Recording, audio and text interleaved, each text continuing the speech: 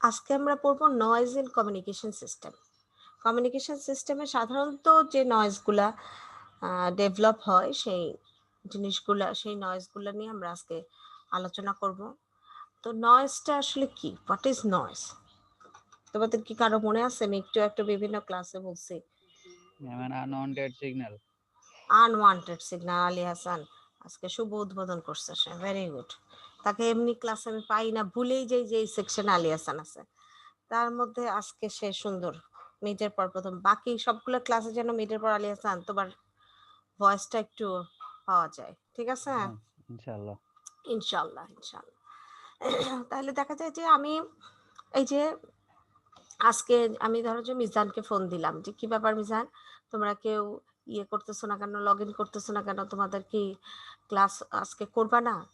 এটা কিন্তু আমার জন্য জানা খুব ইম্পর্টেন্ট। আবার আলী হাসান এই সময় মিজানকে ফোন দিচ্ছে যে ম্যাডাম কি আজকে ক্লাস নেবে কি নেবে না, ওরটাও জানা প্রয়োজন। কিন্তু যদি আমার ভয়েসটার সাথে সিগন্যালের সাথে ওর ভয়েস সিগন্যালটা মিলে যায়, তখন কিন্তু আমার জন্য আলী হাসানের যে সিগন্যালটা ছিল সেটা হয়ে যাবে আনওয়ান্টেড। বাট ওইটা কিন্তু একটা সিগন্যাল, ওইটা যে একটা মানে সিগন্যাল না এমনি অযথা একটা জিনিস তা না। প্রয়োজনীয় দুটো সিগন্যালও যদি একটা আরেকটাকে ডিস্টার্ব করে সেটাকেও কিন্তু নয়েজ বলা হয়। মানে আমার জন্য সেটা আনওয়ান্টেড, কিন্তু সেই সিগন্যালটা কোনো একটা রিসিভারের জন্য তো ডিজায়ার্ড সিগন্যালও হতে পারে। সাধারণত এই প্রবলেমটাই বেশি হয় যে একটা সিগন্যাল আরেকটা সিগন্যালকে ইন্টারফেয়ার করে বা আরেকটা সিগন্যালের ওভারল্যাপ করে, ফলে একটা দুইটা মিলে একটা রেজাল্টেন্ট বিজিগিচ্ছিরি একটা সিগন্যাল তৈরি হয়, সেটাকে বলা হচ্ছে নয়েজ। তো ওই সিগন্যালটা হলো আনওয়ান্টেড সিগন্যাল। আমার মূল সিগন্যাল ছাড়া, ডিজায়ার্ড সিগন্যাল ছাড়া আর যা সিগন্যাল এসে জমা হবে সেটাই হলো আমাদের জন্য আনওয়ান্টেড সিগন্যাল। এবং নয়েজ যখন তখন র্যান্ডমলি এসে যোগ হইতে পারে। এটাকে একটা ইকুয়েশন দ্বারা প্রকাশ করা যায়, আমরা দেখবো আজকে ইকুয়েশনটাও আমরা দেখবো। এবং নয়েজের আউটপুটটা কি, নয়েজের ফলে কি হয়? নয়েজের ফলে সিগন্যালের কোয়ালিটি লেভেলটা, রিসিভারে যে সিগন্যালটা রিসিভ হয় সেই কোয়ালিটি লেভেলটা অনেক ডিগ্রেড করে, রিডিউস করে সিগন্যালের কোয়ালিটিটা। বুঝতে পারছো? জি ম্যাম। জি ম্যাম। হ্যাঁ, আমরা এখন দেখব types of noise. Basically noise is of two types, external noise আর ইন্টারনাল নয়েজ। কিসের এক্সটার্নাল, কিসের ইন্টারনাল? কি মনে হয় এক্সটার্নাল কি আর ইন্টারনাল কি? বাইরের পরিবেশ থেকে যেগুলো আসে আর কি, সেগুলো এক্সটার্নাল। আর ইন্টারনাল? ইন্টারনাল মানে যেখানে দেখা ম্যাম এটা যাচ্ছিল যে থার্মাল নয়েজ, শর্ট ইন্টারনালটা নয়েজ। ম্যাম, এটা হচ্ছে ওয়্যারের মধ্যে থেকে কোনো যদি ইয়া হয় সেটা ইন্টারনাল হবে। আমার ওয়্যার বা সার্কিট, যে সার্কিটগুলা আমরা ব্যবহার করছি পাস করানোর জন্য সিগন্যালকে, ট্রান্সমিটারের যে কম্বিনেশন, যে যে ইকুইপমেন্ট আছে, আবার রিসিভারে যে যে ইকুইপমেন্ট আছে, এইগুলার ভিতরের ইকুইপমেন্টগুলা বা কম্পোনেন্টগুলার প্রবলেমের কারণে যদি কোনো আনওয়ান্টেড সিগন্যাল ক্রিয়েট হয়ে যায় তাহলে সেটাকে বলা হয় ইন্টারনাল নয়েজ। আর আমার ইলেকট্রিক্যাল ডিভাইস বা ইকুইপমেন্টের বাইরে যে সমস্ত বা পরিবেশগত বাইরের কারণে, সার্কিটরির ভিতরের কোনো কম্পোনেন্টের কারণে না, যে সমস্ত নয়েজগুলো হয় সেটাকে বলা হয় এক্সটার্নাল নয়েজ। এক্সটার্নাল নয়েজে তিন রকমের সাধারণত হয়ে থাকে: atmospheric noise, extra terrestrial noise আর manmade or industrial noise.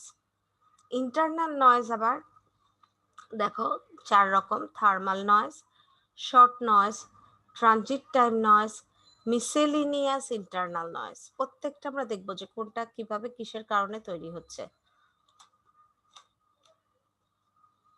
External noise, এটা আমরা যেটা বললাম যে outside noise generated outside the device or circuit system, এটাকে বলা হচ্ছে এক্সটার্নাল নয়েজ। সেটার টাইপসটাও আমরা দেখে আসলাম, তিন টাইপের: অ্যাটমসফেরিক, এক্সট্রা টেরেস্ট্রিয়াল, যেটাকে স্পেস নয়েজও বলা হয়ে থাকে, আর manmade or industrial noise. Atmospheric noise হলো আর্থের অ্যাটমসফিয়ারের কারণে থেকে যদি কোনো নয়েজ ক্রিয়েট হয় তাহলে সেটাকে বলা হয় অ্যাটমসফেরিক নয়েজ। অ্যাটমসফেরিক কোনো একটা ঘটনার কারণে, যেমন থান্ডারিং হলে লাইটিং ডিসচার্জ হয়, এতে করে এন্টেনাতে একটা নয়েজ ক্রিয়েট করে, একটা সিগন্যাল এসে পৌঁছায় যে সিগন্যালটা আমাদের ওয়ান্টেড না। এটার মধ্যে মেইনলি হলো থান্ডার স্টর্ম বা থান্ডারিং, যেটা মানে বজ্রপাত। এর ফলে কি, বজ্রপাত হলে কি একটা বড় মানে ভোল্টেজের, একটা লার্জ অ্যামাউন্টের ভোল্টেজের কি হয়, ডিসচার্জ হয় আর্থে, পৃথিবীতে, তখন এগুলো এন্টেনায় অনেক প্রভাব ফেলায়, ফলে সিগন্যালের নয়েজের সৃষ্টি হয়। ঝড় বৃষ্টির সময় আগে, এখন তো এটা বুঝতে পারবে না, ডিশ এন্টেনাতেও তেমন ইফেক্ট করে না, কিন্তু আগে যখন, তোমরা তো মনে হয় দেখোই নাই, তোমরা কি এন্টেনাওয়ালা টিভি দেখছো? না, ম্যাম আমাদেরই ছিল একটা। জি ম্যাম, দেখছি ম্যাম। অনেক দেখছি দেখছি ম্যাম। ম্যাম, ছোটবেলায় আলিফ লাইলা হতো, ওগুলাও দেখছি গ্রামের তো। আলিফ লায়লা তো দেখছি ম্যাম। সবাই দেখায়, গ্রামে না শহরে না। আমি দেখতাম আলিফ লায়লা, আমার তোমরা তো মনে হয় অনেক ছোট ছিলা। আলিফ লায়লার সময় তো তোমাদের পিচ্চি থাকার কথা। আমি যদি আলিফ জি লায়লা ম্যাম, জি দেখি, ম্যাম, জি ম্যাম, তোমাদের তো ছোটবেলায় দেখতাম ম্যাম। বুঝারই কথা স্বপ্নের না। মতো মনে আছে। হ্যাঁ, স্বপ্নের মতো না, অনেক মজার মজার ডায়লগ থাকতো সেখানে, সেগুলো আবার আমরা অনেক আওড়াইতাম, ওটা নিয়ে হাসাহাসি করতাম, কি সব অদ্ভুত ব্যাপার স্যাপার ছিল। তারপরেও খুব ভালো লাগতো আলিফ লায়লা দেখতে। ম্যাম, জিন ছিল, জিন। জিন টিন আরো কত কাহিনী, কাসিম, এই সেই অনেক কি কি নাম ছিল মনে নাই এখন, কিন্তু তখন ওগুলা খুব চর্চা করতাম আমরা, হাসাহাসি করতাম স্কুলে, যে এগুলা নিয়ে হাসাহাসি করতাম। যাই হোক, তো ওই তখন যদি, তখন তো তোমরা অনেক পিচ্ছি ছিলা, মনে আছে কিনা আমি জানি না, তখন যদি ওগুলা দেখা হয়তো এন্টেনা দেয়, এরকম ডিশ এন্টেনা না, বাসার উপর এন্টেনা লাগায় বা বারান্দায় এন্টেনা লাগালে ভালো স্পষ্ট দেখা যাইতো। তো জি ম্যাম। তখন যদি ওই ঝড় বৃষ্টি হইতো, এন্টেনা না নড়লেও সিগন্যালের সমস্যা হতো। এটা মানে আমার একদম স্পষ্ট খেয়াল আছে, জিনিসটা ক্লিয়ার। এই যে ঝড় বৃষ্টি, থান্ডারস্টর্ম হলে সিগন্যালে যে কাঁপা শুরু করতো, মনে করো না যে এটা বাতাসে এন্টেনা নড়ে গেছে, ডিরেকশন চেঞ্জ হয়েছে দেখে, তা না, এই ঝড় বৃষ্টির জন্যও হতো। তার মানে যখন পড়লাম তখন বুঝতে পারলাম, অনেক বছর পর এসে বুঝতে পারলাম যে ঘটনাটা হলো এইটা। তখন এইটুকু শুধু বুঝতাম যে ঝড় বৃষ্টি হলে সিগন্যালের সমস্যা হয়, মানে পায় না, কিন্তু কেন পায় না সেটা এখন বুঝলাম, যে একটা বিপুল পরিমাণ ভোল্টেজ, একটা হিউজ ভোল্টেজ যখন ডিসচার্জ হয়, তখন ভোল্টেজ মানে কি, সেটার মানে এই থান্ডারস্টর্মটা মানে কি, সেইটারও তো একটা সিগন্যাল আছে, একটা ফ্রিকোয়েন্সি আছে, সেই ফ্রিকোয়েন্সিটা আমার মেইন ফ্রিকোয়েন্সিটাকে ইন্টারাপ্ট করে ফেলে। তো এই ধরনের ঘটনাকে বলা হয় অ্যাটমসফেরিক নয়েজ। এক্সট্রা টেরেস্টেরিয়াল নয়েজ, যেগুলা আউটসাইড আর্থস অ্যাটমসফিয়ার, স্পেসের কোনো ঘটনার কারণে যদি এই নয়েজটা ক্রিয়েট হয়, যেমন সানের কারণে হইতে পারে, দুইটা ক্যাটাগরি আছে, একটা হলো সানের কারণে হইতে পারে, আর একটা হলো কসমিক নয়েজ। সান ছাড়া বাকি যে স্টার্স গুলা আছে, তারারা আছে, সেই তারাদের কারণে হইতে পারে। সানের কারণে হইতে পারে, আমরা এটা পৃথিবীতে তেমন একটা ফিল করি না, তবে ওই যে সমস্ত মরুভূমি এলাকাগুলোতে, যেখানে মানে একদম ডেজার্ট মরুভূমি এলাকায়, এখন ধরো দুবাই গেলা, মার্কেটে গেলা, যা ম্যাডাম এখানে তো কোনো সমস্যা হচ্ছে না, কেন ম্যাডাম বলছিল যে সোলারে, আসলে মার্কেটে তো আর সোলারের ওরকম ইফেক্ট হয় না, এসি টেসি দিয়ে সব ঠিকঠাক হয়ে গেছে, কিন্তু ধুধু মরুভূমি যে জায়গাটায়, সেই জায়গাগুলোতে দুইটা কারণে সিগন্যালের সমস্যা হয়। একটা হলো এত এরিয়া ফাঁকা থাকে, ডেজার্ট এরিয়াগুলো কি ফাঁকা থাকে না, ঘনবসতি পূর্ণ না, তো এত ফাঁকা, আমার মানে নয়েজের বা সিগন্যালের ডিগ্রেডেশনের আবার বিভিন্ন কারণ আছে, শুধু যে নয়েজ তা না, বিপুল পরিমাণ ফাঁকা এলাকায়ও সিগন্যালের একটা সমস্যা হয়। আরেকটা হলো হিট, এত সান ওখানে বালুর উপর পড়ে, স্যান্ডের উপর পড়ে, এত উত্তপ্ত হয় যে এই হিটের যে ইয়েটার কারণে প্রভাবেও সিগন্যালের সমস্যা হয়। এটা হলো পৃথিবীতে, মানে আমরা যেটা ফিল করতে পারি। আরেকটা হলো যে আমরা যখন স্পেসে কোনো কিছু পাঠাই, মানে কোনো কিছু মানে যে মহাকাশ যান, যেটা স্পেস ক্রাফট, এইগুলা কিন্তু অনেক ইফেক্ট পড়ে, সানের হিটের কারণে অনেক ইফেক্ট পড়ে। অন্যান্য চাঁদ তারা, সূর্য, স্টার্স যেগুলা, সেই স্টার্সের প্রভাবে যে নয়েজ ক্রিয়েট হয়। আবার আমার স্যাটেলাইট থেকে যখন কোনো ইনফরমেশন আসে, সেগুলোর উপরেও কিন্তু কসমিক মানে স্টার্সদের একটা ইফেক্ট অনেক সময় থাকে। বুঝতে পারছো কি কথাটা? বুঝতে পারছো? জি ম্যাম। এগুলো মানে জি ম্যাম। কঠিন কিছু না। আমরা দেখতেছি যে নয়েজ গুলা, এই নামকরণ করা হয়েছে যে বিভিন্ন নয়েজ টাইপস এর, নয়েজ গুলার সোর্স কি, what are the sources of different types of noise. আর হিউম্যান মেড নয়েজ মানে তো বুঝতেই যাচ্ছে যে মানুষ দ্বারা তৈরি, ম্যানকাইন্ড দ্বারা তৈরি যে নয়েজ গুলা, সেগুলোর মধ্যে আছে automobile engine, switching equipment, fluorescent light. এটা তো আমরা এখনো দেখি। সাই করে তোমার বাসার উপরে যদি প্লেন চলে যায়, ডিশ লাইনে দেখতে থাকলেও কি হয়, কিছুক্ষণের জন্য একটা মানে মুহূর্তের জন্য সিগন্যালটা একটু অফ হয়ে যায় না? এটা তো সবসময় এখনো হয়, যায় কি না? জি ম্যাম, টিভি সিগন্যাল দেখতেছো? ডিস্টার্ব। হ্যাঁ, টিভি দেখতেছো, তখন কি উপর দিয়ে প্লেন চলে যায়। আমাদের আমি যে এলাকায় থাকি এর পাশে তো হলো ওই যে পুরানো এয়ারপোর্ট। এবার তো বিজয় দিবসের কুচকাওয়াজ নাই। যখন বিজয় দিবস আর স্বাধীনতা দিবসের কুচকাওয়াজের সময় আসে, বারবার প্লেন মহড়া করে। এটা মানে খুবই ফিল করা যায়। হঠাৎ হঠাৎ করে দূর দিয়ে প্লেন গেলে ওরকম অসুবিধা হয় না, কিন্তু মানে একটু নিচু হাইটে এয়ারপোর্ট এলাকার মানুষরা জিজ্ঞেস করলো যে ওইখানে সিগন্যাল দেখবা যে অনেক ডিস্টার্ব করে। তো যদি তোমার সিগন্যাল এখানে ডিস্টার্ব হওয়ার কারণটা কি? হ্যাঁ, বুঝতে পারিনি, একটু বলবো আবার। ম্যাম, বাসার উপর দিয়ে প্লেন গেল, এর জন্য সিগন্যাল মানে লো হাইটে যদি অনেক উপর দিয়ে চলে গেলে সেইটার ইফেক্টটা তোমার সিগন্যালের উপর তেমন পড়ে না বললেই চলে। কিন্তু যদি লো হাইট দিয়ে সিগন্যাল যায়, তখন প্লেন তো অনবরত রেডারের সাহায্যে একটা সিগন্যাল দিয়ে তার চলার দিক, গতি এবং তার যে মেইন অফিসের সাথে যোগাযোগ করছে। তার মানে প্লেন থেকে একটা সিগন্যাল রেডিয়েট হয়। প্লেনের ভিতর থেকে একটা প্লেন অনবরত তার যে সেন্টার, যে এয়ারপোর্ট বা যেটা তার সেন্টার, সেটার সাথে কমিউনিকেশন করছে। কিসের মাধ্যমে? সিগন্যালের মাধ্যমে, ওয়্যারলেস একটা সিগন্যালের মাধ্যমে। তার মানে তাদের মধ্যে একটা ফ্রিকোয়েন্সি আদান প্রদান হচ্ছে। তাহলে প্লেন থেকে, ফ্লাইট থেকে সবসময় একটা সিগন্যাল কি হয়, জেনারেট হয়। এবং এখানে স্পিডেরও একটা ব্যাপার থাকে, সেই সিগন্যালটা কেমন স্পিডেও থাকে, জেনারেট হয়। প্লেনের একটা স্পিড থাকে। তো যখন তোমার বাসার উপর দিয়ে যাবে, তোমার যে এন্টেনা, তোমার যে লাইন, সেইখানকার যে সিগন্যালটা আসতেছে, সেই সিগন্যালের সাথে প্লেনের সিগন্যালের একটা ইন্টারাপশন হয়। দুই সিগন্যাল মিলে একটা নয়েজ ক্রিয়েট করে। ক্লিয়ার হয়েছে কি ব্যাপারটা? Yes ma'am. মানে এই জিনিসটা মাথার মধ্যে রাখতে হবে যে সিগন্যালটা, এয়ারক্রাফট মানে কি, সে তো সবসময় তার যে সেন্ট্রাল অফিস, তার সাথে তার যোগাযোগ থাকে না প্লেনের? নাকি প্লেন আকাশে উঠে গেলে শেষ, আমাদের প্রাইভেট কারের মতো আমরা গেলাম, আমরাই শুধু জানি। এখন তো প্রাইভেট কারও জিপিআরএস করে নিলে তারও একটা সেন্ট্রাল পয়েন্ট থাকে, থাকে না, যেখান থেকে তাকে মনিটর করা হয়। আর প্লেনের তো সবসময় সিগন্যাল আদান প্রদান করতে হয় তার ইয়ের সাথে। তাহলে সে কি করে, একটা ইলেকট্রোম্যাগনেটিক ওয়েভ, ওই যে রেডার যে আছে, রেডার মাধ্যমে সিগন্যাল নেয়, সিগন্যাল ছাড়ে, ট্রান্সমিট করে, রিসিভ করে। তাহলে তার কিন্তু একটা সিগন্যাল আছে, অনেক হাই ফ্রিকোয়েন্সি সিগন্যাল থাকে সেটা। সেই সিগন্যালটা কি করে, আমাদের যখন বাসাবাড়ির উপর দিয়ে সে স্পিডে চলে যায়, তখন সে আমাদের যে সিগন্যালটা থাকে, যেটা দিয়ে টিভি বা ওয়্যারলেস যে ইয়েটা আসতেছে, সেটাকে কি করে, ডিস্টার্ব করে। ক্লিয়ার কথাটা? জি ম্যাম। জি ম্যাম, বুঝতে পারছি। আচ্ছা, তারপরে সুইচিং ইকুইপমেন্টস, বড় বড় লিফট। লিফট কিন্তু একটা ইকুইপমেন্ট, তাই না, একটা ডিভাইস। লিফটের ভিতরে কি ভালো সিগন্যাল পাওয়া যায় না কেন? চারিদিকে আটকানো থাকে সেই জন্য নাকি?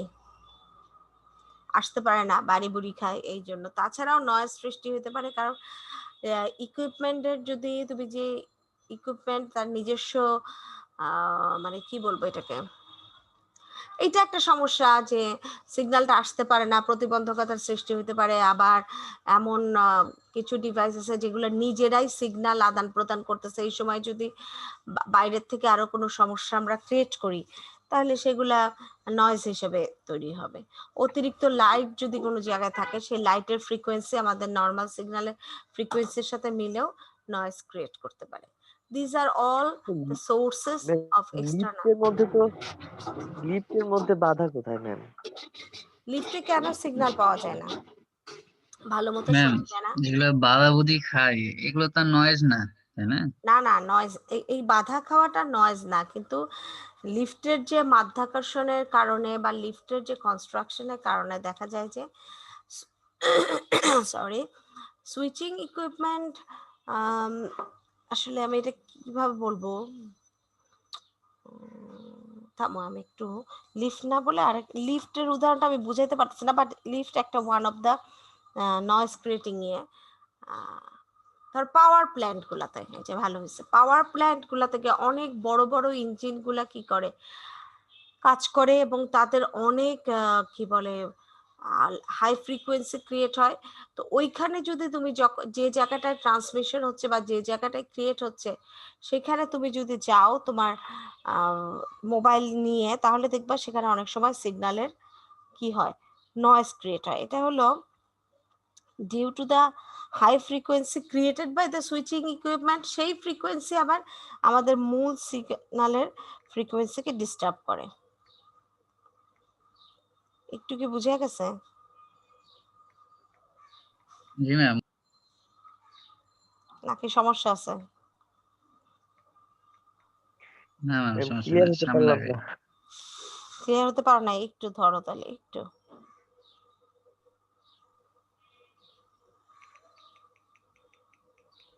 আমার মনে হয় ওই ম্যাগনেটিক ফিল্ডের কারণে কোনো প্রবলেম টবলেম হয় আর কি, switching equipment, electrical magnetic field যে আশেপাশে তৈরি হয় বলছে। সুইচিং এ লিফটে মেইনলি সমস্যা হয় অভিকর্ষ ত্বরণ, তার চারিদিকের যে কনস্ট্রাকশন, এই দুইটা কারণ হলো মেইন। ম্যাগনেটিক ফিল্ডেরও একটা ব্যাপার আছে। আর পাওয়ার প্ল্যান্টে হলো হাই ভোল্টেজ সিগন্যাল ক্রিয়েট হয়।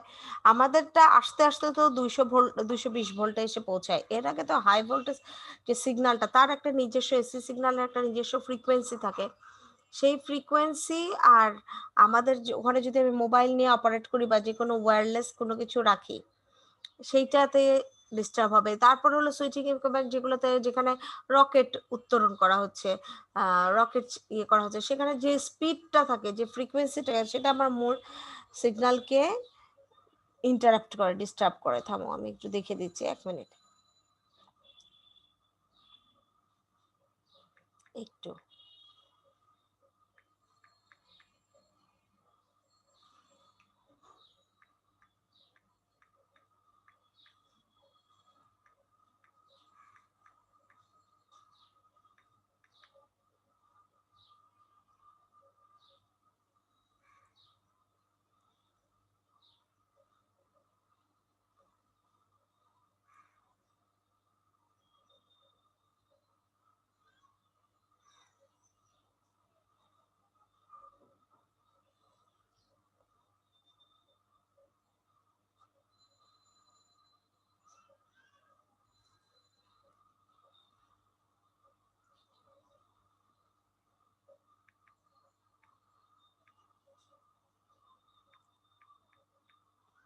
একটু আমি তোমাদেরটাই দেখে দিচ্ছি, দেখি পাই কিনা।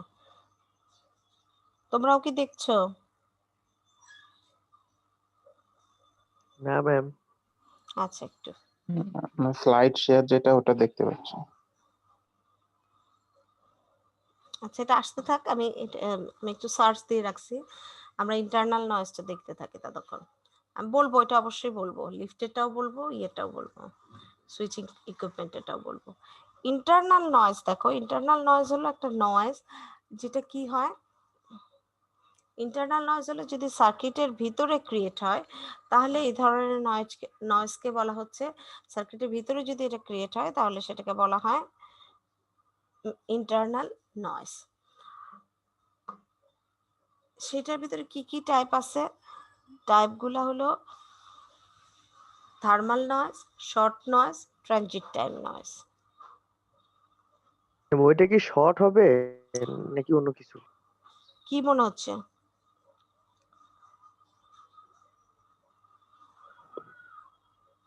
শর্ট আর নাই শর্ট।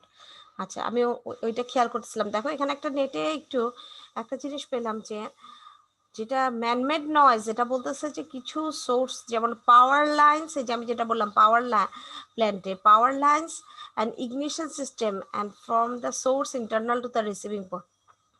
পাওয়ার প্ল্যান্টের যে হাই ভোল্টেজ যেটা ক্রিয়েট হয় সেটার কথাই বলছে, যে সেটার কারণে সেখানে হাই ফ্রিকোয়েন্সি থাকে, সেই ফ্রিকোয়েন্সির কারণে। এটা তো আমরা জানতেই পারলাম, এটা নিয়ে কোনো সমস্যা নেই। আর দেখতে হবে হলো আরেকটা, কোনটা সমস্যা ছিল তোমাদের? লিফটেরটা, তাই না? জি ম্যাম। লিফটেরটা পরে দেখে দিচ্ছি, এটা আমরা একটু পড়ে নিই তারপরে। মেশিনের ভাইব্রেশনের কারণে, মেশিন যদি অনেক স্পিডে, যার একটা ম্যানমেড সোর্স, সেটা হলো যে সুইচিং ইকুইপমেন্ট বা যে কোনো ইলেকট্রিক্যাল ইকুইপমেন্টের ব্যাপারে আরেকটা কথা বলা হয়েছে, যে যদি মেশিন এবং এর খুব ভাইব্রেশন হয়, অনেক জোরে কেঁপে কেঁপে সে কাজ করে, তাহলেও দেখা যায় যে সেটা একটা বাতাসের নয়েজের ক্রিয়েশন করে, কারণ কাঁপলে শব্দ তৈরি হয়। যদি হাই ইয়েতে ফ্রিকোয়েন্সিতে সে ভাইব্রেট করতে থাকে, তাহলে এটাও একটা 5টা সোর্স লিখছে যে ম্যানমেডের 5টা সোর্সের মধ্যে একটা হলো যেটা বললাম পাওয়ার লাইনের একটা জেনারেট হওয়ার সময়, কারেন্ট জেনারেশনের সময় একটা প্রবলেম হয়।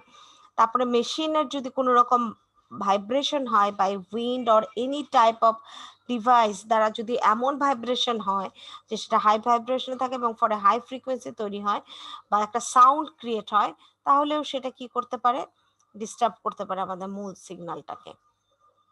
আমরা শুধু লিফটেরটা বাদ থাকলে সেটা আমি দেখে দেবো। ওকে, আমরা এখন আমাদের এখানে স্লাইডে চলে আসি। Thermal noise. থার্মাল নয়েজ কাকে বলে?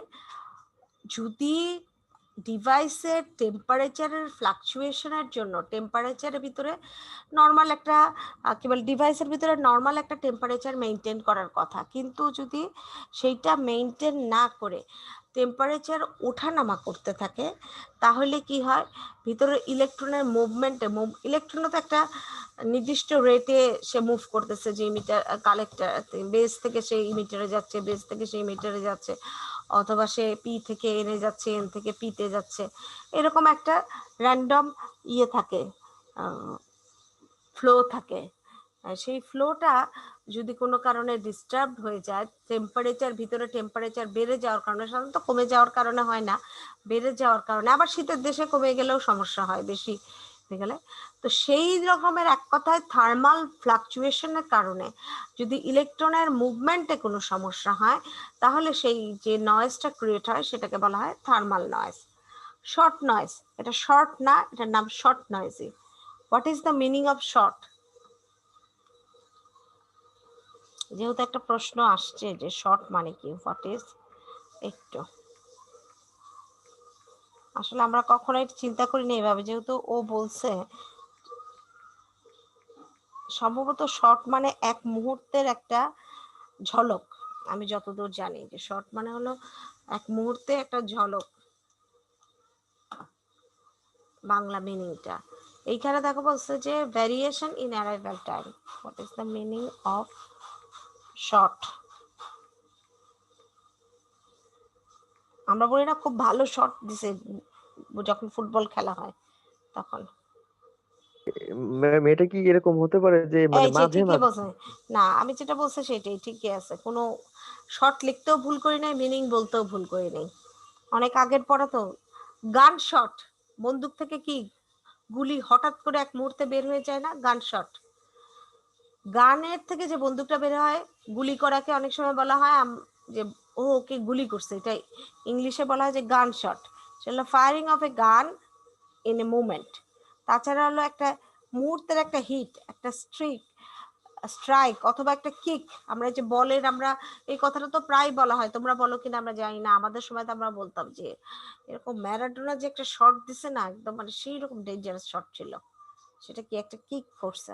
তাহলে এক কথায় যে মুহূর্তের একটা অ্যাকশন এর যে ইয়েটা, সেটাকে বলা হয় শর্ট নয়েজ। সরি।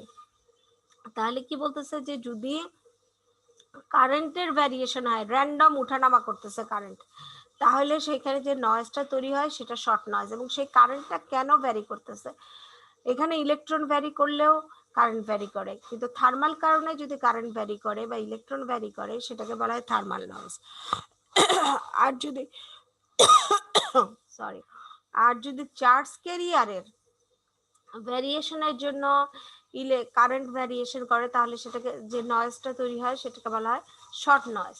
চার্জ যে ক্যারিয়ার, সেটা যে পরিমাণে যাওয়ার কথা, এক এক সেকেন্ডে এক এক রকম যাচ্ছে, বারবার টাইমের সাথে চার্জ ক্যারিয়ারের আসা যাওয়ার ভ্যারি করতেছে, তাহলে কারেন্টও ভ্যারি করবে। কারেন্টের ভ্যারিয়েশন মানে কি, ইলেকট্রনের ফ্লোর ভ্যারিয়েশন। কি আলিয়াসান ঠিক বলতেছে নাকি? জি ম্যাম। বাকিরা সবাই খেয়াল করো, ইলেকট্রন মুভমেন্ট মানেই current flow. Am I clear বাকিরা? জি ম্যাম আজকে ক্লাসে কেন ফিমেল ভয়েস নাই কেন? সবাই তো মনে ঘুমাইতেছে। হ্যাঁ ম্যাম আজকে ক্লাসে একটা পোস্ট দেওয়া হয়নি আগে থেকে, ঘুম থেকে উঠেই ক্লাস শুরু করছি। কার পোস্ট দেওয়ার কথা ছিল, আমার না সিয়ারের? আজকে তো সিআর রুটিন এর। অনুযায়ী তো ক্লাস ম্যাম, হ্যাঁ, এখানে পোস্ট দেওয়ার তো কিছু নেই।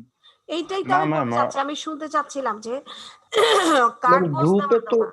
ম্যাম হোয়াটসঅ্যাপে গ্রুপে তো বলাই আছে যে এই উইক থেকে আমাদের শুরু হবে ক্লাস, তো ম্যাম পোস্ট দেওয়ার তো কোনো মানে নেই। আমি তো না ম্যাম, এটাই জানতে তারপরেও চাচ্ছিলাম। অ্যালার্ট হওয়ার জন্য দিলে মানে আমাদের সুবিধা হয়। No no no no alert তো রুটিনে এটা দেওয়াই হচ্ছে আছে যে তোমার ভুল নো, শেখানো। এখানে কোনো আর্গুও না, কোনো এখানে এটা নিয়ে ডিবেটও না, কিছুই না। ক্লাস গত উইকেই শুরু হওয়ার কথা ছিল, যেহেতু জি কিছু ম্যাম। স্টুডেন্টের পরীক্ষা ছিল, আমি ঠিক তাদেরকে ফ্লেক্সিবিলিটি দিলাম যে ঠিক আছে পরীক্ষা এই সময় আর ডিস্টার্ব করা উচিত না, পরীক্ষার ব্যাপার পরীক্ষা এই উইকে ক্লাস শুরু হবে এটা আবার অ্যালার্টের কি আছে? তাছাড়া ম্যাম বুধ বৃহস্পতিবার ক্লাস, এটা তো সবার মাথায় থাকা দরকার। অবশ্যই যেটা রুটিন আর রুটিন আর ম্যাম আমাদের তো অন্যান্য ক্লাস তো প্রায় আর কি শুরু হয়েছে, সো আজকে তো ক্লাস হওয়াটা স্বাভাবিক। আচ্ছা, তাহলে সবাই ভালো করে খেয়াল করো, ক্লাস যার যার নিজের, সবার ক্লাসের গুরুত্ব হবে নিজের। এখানে সিআরও রেসপন্সিবিলিটি না, সিটিও রেসপন্সিবল না, তোমাদের জি ম্যাম। নিজেদের রেসপন্সিবিলিটি। স্টুডেন্টদের দৌড়াইতে হবে টিচারদের পিছনে, পড়াশোনার পিছনে। টিচার দৌড়াবে না পড়া তোমাদের পিছনে। তারপরেও তোমরা ইউ আর সো লাকি যে প্রাইভেট ইউনিভার্সিটিগুলোতে টিচাররা অনেক কেয়ারফুল। এখানে প্রাইভেট ইউনিভার্সিটি, যেহেতু আমি পাবলিকের স্টুডেন্ট, আমি এটা বলতে পারি যে পাবলিকের সিস্টেম হলো স্টুডেন্ট ঘোরে টিচারের পিছনে, টিচাররা সামনে মূলা ঝুলায় আমাদেরকে গাধার মতো ঘুরায়। তারা আমাদের, তোমরা কল্পনাই করতে পারবে না যে পাবলিকের স্টুডেন্টরা টিচারদের কাছে কিরকম জিম্মি, এবং কিভাবে তাদেরকে কিভাবে টিচাররা মানে ঘুরায়। এটা আমি কিন্তু খারাপ বলতেছি না, we respect them very much, এবং এতে ছাত্ররা স্বাবলম্বী হয়। আর তোমাদেরকে আমরা এখনো কিন্ডারগার্টেনে বাচ্চাদের মতো স্পুন ফিডিং করি। এই যে কথাগুলো এত ভাবে ব্যাখ্যা করতেছে, আমাদের টিচাররা এত ভাবে ব্যাখ্যা করতো না। একবারে বুঝে গেলে বোঝো, না হলে তুমি বুঝতে পারলা না কেন, তুমি কেন বুঝতে পারলে না, তোমার এগুলো সব মনে করতে হবে। আমি তোমার প্রত্যেকটা টিচার, আমি না, আমি তোমাদেরকে পুরানো জিনিসগুলো মনে করাই দেই, তোমরা সেটা ভুলে যাও যে এটা কি ওইটা কি। যেমন এই যে এখন আমি যে জিনিসটা বুঝাবো যে কেন ইলেকট্রন, কেন চার্জ ক্যারিয়ার না আসলে ভ্যারিয়েশন হচ্ছে কারেন্টের, এই কথাটা তো তারা জীবনেও বলতে যাবে না।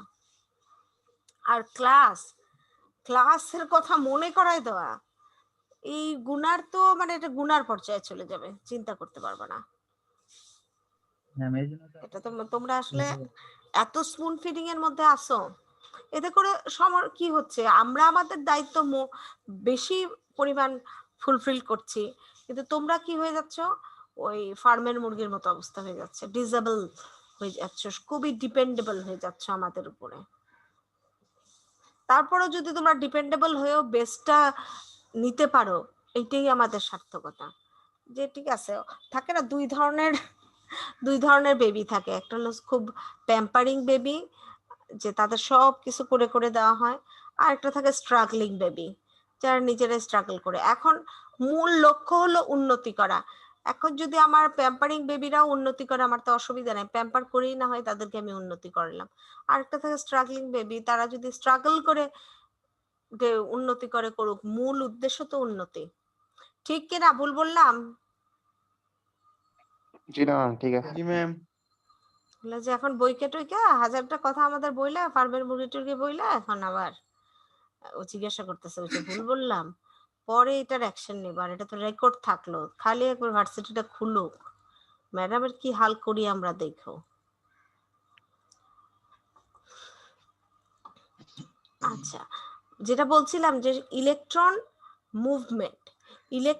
মুভমেন্ট করলেই সেখানে কারেন্ট তৈরি হবে, এবং এই ইলেকট্রন মুভমেন্ট তো সাধারণত একটা ডিভাইসে যদি সবকিছু সাপ্লাই, ভোল্টেজ সাপ্লাই একই 220-এই চলতে থাকে, বা যে পরিমাণে চলতেছে, যদি একই ইউনিফর্ম ওয়েতে এই ভোল্টেজ সাপ্লাই হতে থাকে এবং সবকিছু ডিসিপ্লিন ওয়েতে, কোনো রকম প্রবলেম না হয়, তাহলে সবসময় কারেন্টের ভ্যালু একই থাকার কথা, রেজিস্ট্যান্সও যদি একই থাকে, মানে পুরো সিস্টেমটাই যদি ইউনিফর্ম থাকে এবং সেটা স্বাভাবিকভাবে চলতে থাকে, তাহলে সাধারণত দেখা যায় যে ইলেকট্রনের ফ্লোটা একই থাকে, তার মানে আউটপুটের কারেন্টটাও একই থাকে। কারেন্টের ফ্ল্যাকচুয়েট মানে উঠানামা করার কথা না। কিন্তু যদি কোনো কারণে প্রবলেম হয়, যেমন একটা হতে পারে ডিভাইস গরম হয়ে গেছে, এটা একটা প্রবলেম, ডিভাইস গরম হয়ে গেছে, তখন ইলেকট্রনের ফ্লোটা স্বাভাবিক নিয়মে চলে না, এটা একটা প্রবলেম। এর কারণে একটা নয়েজ সৃষ্টি হয়, যে আউটপুট যে সিগন্যালটা পাওয়ার কথা সেটা একটা নয়েজ ক্রিয়েট হয়। আর একটা হইতে পারে যে চার্জ ক্যারিয়ার, মানে যদি কোনো কারণে সে কারণটা বিভিন্ন রকম কারণ হতে পারে, তবে থার্মালেরটার নাম দিয়ে দিয়েছে থার্মাল নয়েজ। আদার্স কোনো কারণে যদি এই ক্যারিয়ার, চার্জ ক্যারিয়ার মানে ইলেকট্রনটার যদি যে সময়ে বেস থেকে এমিটারে যাওয়ার কথা অথবা এন থেকে পিতে যাওয়ার কথা সেই টাইমে না যেয়ে বারবার টাইম ভেরিয়েশন করে, যে একটা যাওয়ার কথা ছিল 5 মাইক্রোসেকেন্ডে, একবার গেল 4 মাইক্রোসেকেন্ডে, একবার গেল 6 মাইক্রোসেকেন্ডে, এরকম যদি একটা variation in arrival time of charge carrier হয়, তাহলেও আউটপুট কারেন্টের কি হয়, একটা ভ্যারিয়েশন হয়। আর ফ্লিকার নয়েজ হলো যদি খুব লো ফ্রিকোয়েন্সিতে থাকে, সাধারণত লো ফ্রিকোয়েন্সিতে এই প্রবলেমটা দেখা যায়, যে সেমিকন্ডাক্টর ডিভাইসের ক্ষেত্রে দেখা যায় যে কন্ডাক্টিভিটিটা যদি উঠানামা করে, কন্ডাক্টিভিটি উঠানামাটাও কিন্তু রেজিস্টিভিটির উপর বা ইলেকট্রনের ফ্লোর উপরেই নির্ভর করে, যে যদি ইলেকট্রনটা সঠিকভাবে ফ্লো করতে না পারে তাহলে কি হবে, কন্ডাক্টিভিটিটা উঠানামা করবে, কখনো সে বেশি যেতে পারতেছে, কখনো সে কম যেতে পারতেছে, তাহলে সেটা কি হবে, যে তোমার নয়েজ ক্রিয়েট করবে। This are the noise in electrical component, সেটা হলো ইন্টারনাল নয়েজ। বুঝতে পারছো?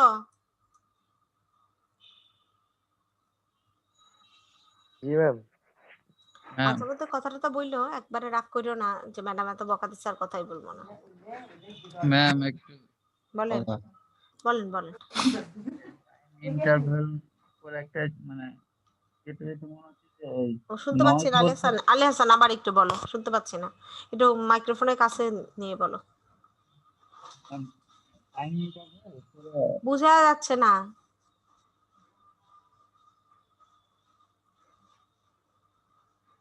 হ্যালো আলে হাসান। হ্যাঁ ম্যাম শুনতে পাচ্ছেন এবার? হ্যাঁ এখন শুনতে পাচ্ছি, বলো। ম্যাম নয়েজ বলতে তো আমরা বললাম যে কোনো আনওয়ান্টেড সিগন্যাল মেন সিগন্যালের সাথে মিশে গেলে বা এটা হ্যাঁ হ্যাঁ প্রভাবে এরকম সব। হুম। এখানে এখন আবার শুনতে পাচ্ছি না। হ্যালো, হ্যাঁ বলো। হ্যাঁ টাইম ইন্টারভ্যালের ক্ষেত্রে এখানে তো কোনো আনওয়ান্টেড সিগন্যাল বা এক্সটার্নাল কোনো প্রভাব আসছে না, জাস্ট মানে মাঝে মাঝে ডিস্টার্ব দিছে সিগন্যালটাকে। হ্যাঁ তখন তোমার কিন্তু আমরা এটা বলতে পারি না যে মেন সিগন্যালের ডিস্টারবেন্স সেটা আনওয়ান্টেড সিগন্যালের কারণে হোক বা অন্য কোনো কারণে হোক, সেটাই নয়। হ্যাঁ ইন্টারনাল ক্ষেত্রে এক্সটার্নালের নয়েজের ক্ষেত্রে বাইরের থেকে একটা নয়েজ এসে যদি এটাকে ডিস্টার্ব করে, আনওয়ান্টেড একটা ডিস্টার্ব করে, তাহলে সাধারণত এক্সটার্নালের ক্ষেত্রে এটা বেশি হয়। আর ইন্টারনালের ক্ষেত্রে দেখা যায় যে তোমার যদি ডিস্টারবেন্স হয় তাহলে হ্যাঁ ঠিক আছে, ডিস্টারবেন্সের কারণেও ইন্টারনাল নয়েজটা মেইনলি ডিস্টারবেন্সের কারণে হয়, কিন্তু এই ডিস্টারবেন্সের কারণেও আমার মেইন ফ্রিকোয়েন্সিটা কিন্তু ডিস্টার্বড হয়ে যায়, সেটা আগের ফ্রিকোয়েন্সিটা থাকে না, সিগন্যালটা আগের মতো থাকে না, সেই জন্য এটাকে নয়েজ বলা হচ্ছে। তো জি এটা ম্যাম। বাইরের থেকে কোনো সিগন্যাল এসে তাকে ডিস্টার্ব করে না, কিন্তু ভিতরের ডিভাইসের প্রবলেমের কারণে তার সিগন্যালের ফ্রিকোয়েন্সিতেও কিন্তু প্রবলেম হয়।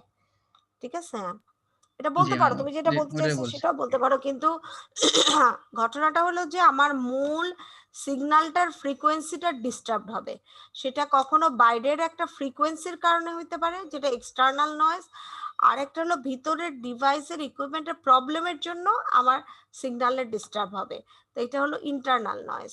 সাধারণত এক্সটার্নাল নয়েজটাকে আমরা বেশি কমিউনিকেশন সিস্টেমে দায়ী করে থাকি, এই জন্য মানে ওই নয়েজ বললে আনওয়ান্টেড সিগন্যালের সাথে বাইরের একটা সিগন্যালের ইন্টারফেয়ারটাকে বেশি মানে হাইলাইট করা হয়, বলা হয়ে যায়।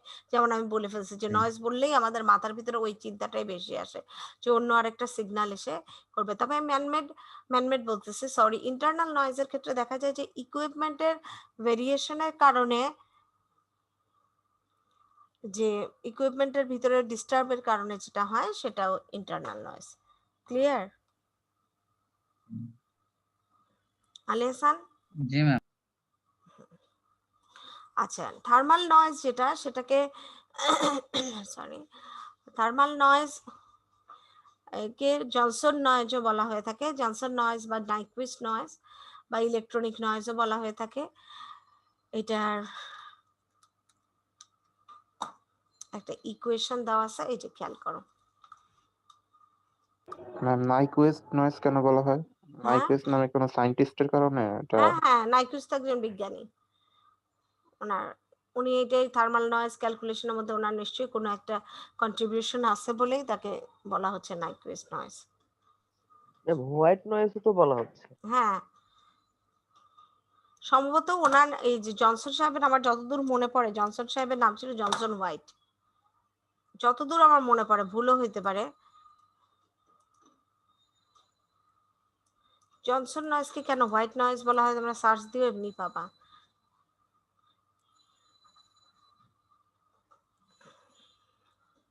জনসন আর নাইকুইজ দুইজন মিলে এটা আবিষ্কার করছিল বলে এটার নাম হলো জনসন নয়েজ। কি রে এত দৌড়াচ্ছে কেন?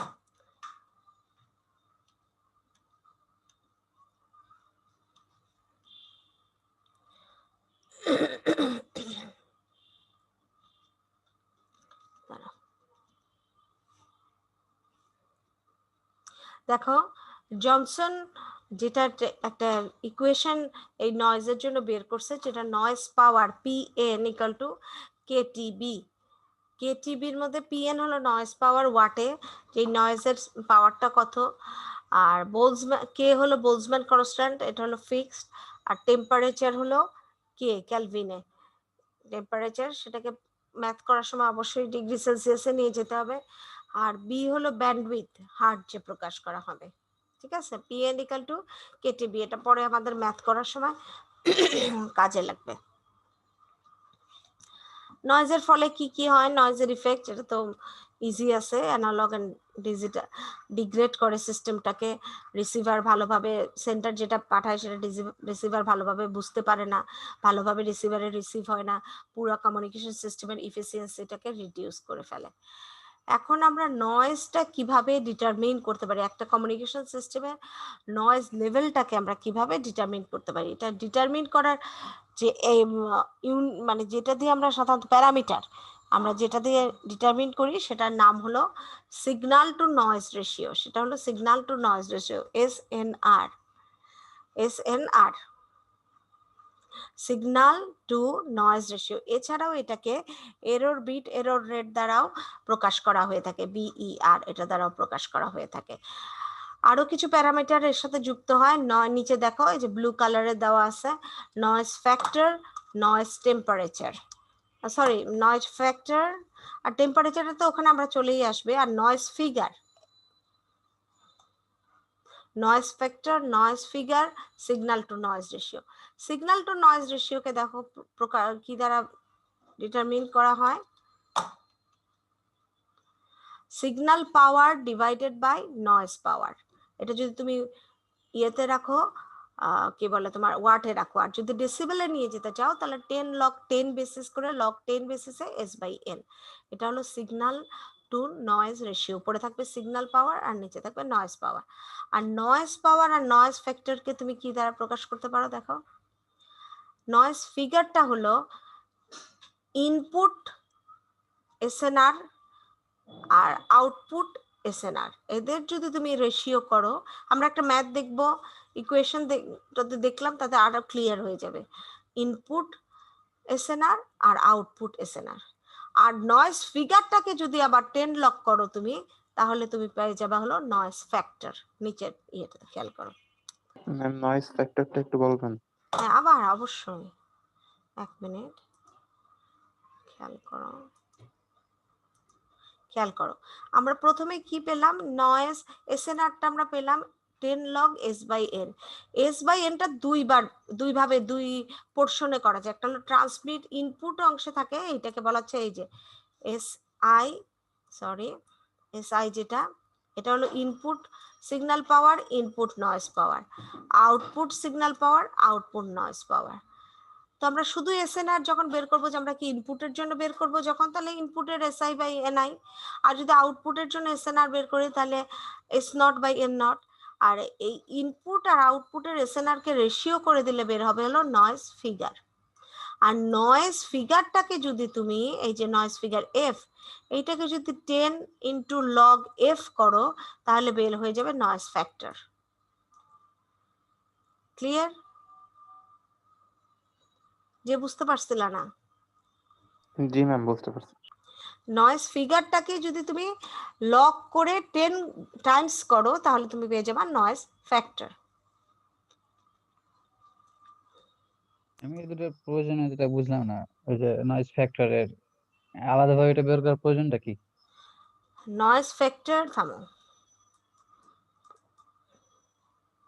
এক মিনিট, একটু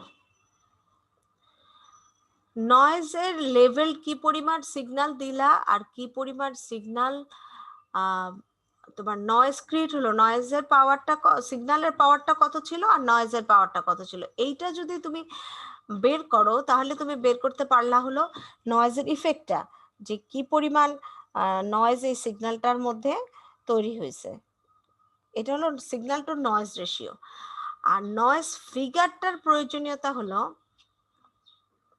তুমি যদি যে ইনপুটের নয়েজ রেশিও কত, সিগন্যাল টু নয়েজ রেশিও কত, আর আউটপুটের সিগন্যাল টু নয়েজ রেশিও, তার মানে আমি ইনপুটে আমার যে সিগন্যালটা পাঠানোর কথা ছিল তার সাথে কতটুকু নয়েজ ডিস্টার্ব করলো, আর আউটপুটে আমি যেটা পেলাম সেইটাতে শেষ পর্যন্ত কতটুকু নয়েজ থাকলো, সেইটার একটা রেশিও বের করার জন্য বিভিন্ন ফ্যাক্টর দিয়ে নয়েজের ইফেক্ট আছে। একটা হলো যে প্রথম হলো যে আমার ইনপুট আমি যা দিলাম সেটা যাওয়ার পথে চ্যানেলের মধ্যে যাওয়ার আগেই কি তার মধ্যে কোনো ডিভাইসের কারণে, প্রথমে তো ডিভাইসে যখন তুমি নয়েজ ক্রিয়েট হবে সেটা তো শুধু ডিভাইসের কারণে হবে, ওটা তো এখনো রাস্তায় যায় নাই, স্পেসে যায় নাই, চ্যানেলে যায় নাই, তাহলে ইনপুটে কি আমার কোনো সিগন্যাল টু নয়েজ রেশিও আছে কিনা সেইটার দেখার জন্য তুমি এসএনআর আই বের করলাম।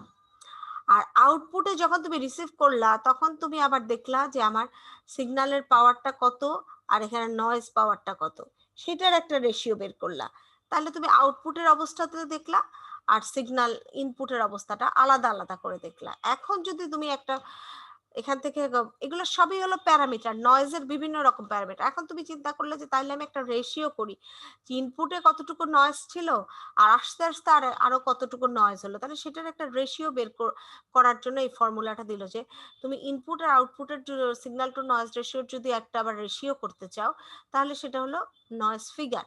আর নয়েজ ফ্যাক্টরটা হলো যে তাইলে এই যে ইনপুট আর আউটপুটের যে নয়েজ এর রেশিওটাকে সেটা যদি আমি ডিবি হিসেবে প্রকাশ করতে চাই তাহলে 10 লগ করে এটাকে একটা নয়েজ ফ্যাক্টর একটা রাখছে যে এই মেশিনটার শেষ পর্যন্ত নয়েজ কত হইতে পারে, নয়েজ ফ্যাক্টরটা কত, এটা একটা কনস্ট্যান্ট ভ্যালু রেখে দিয়ে দেখা যায় যে ক্যালকুলেশন করার সময় যে এই মেশিনটা এতটুকু নয়েজ ফ্যাক্টর, সো আমার মূল সিগন্যালের সাথে কতটুকু আমি গুণ ভাগ যোগ করে সিগন্যালটা আসলে কতটুকু হওয়ার কথা ছিল এরকম একটা ক্যালকুলেশন করে বের মানে করতে পারো। মানে নয়েজ ফিগার যখন বের করলাম তখন তো সেটা ডেসিবেলে ছিলই ডিবিতে, আবার সেটাকে 10 লগ করে আবার ডেসিবেলে নিলাম এক্সট্রা।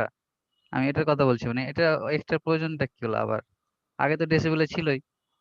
ডেসিবেলে তো তখন নয়েজ ফিগার হিসেবে ছিল, এটা 10 টাইমস করে নয়েজ ফ্যাক্টরটা বের করা হলো, লগ এফ করে সেটার ইয়েটা বের করা হলো, 10 টাইমস গুণ করলে না। জি, জি ম্যাম, সেটা তো বুঝলাম।